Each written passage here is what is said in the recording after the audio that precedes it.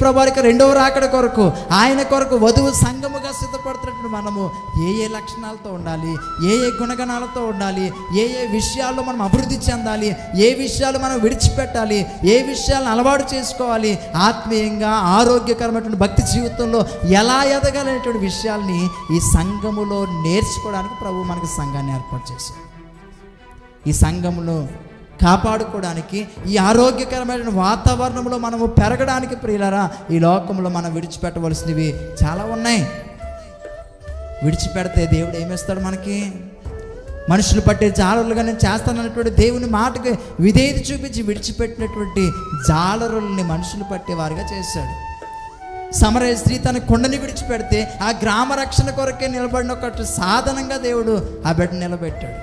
ఈ దినాన్న దేవుని యొక్క రాజ్యం కొరకు మనము కొన్నిటిలో విడిచిపెట్టగలిగినట్లయితే దేవుడు తప్పక మనకి వాగ్దానం చేసేటువంటి ఆ దేశాన్ని, ఆ ప్రాంతాన్ని మనకు అనుగ్రహిస్తాడు.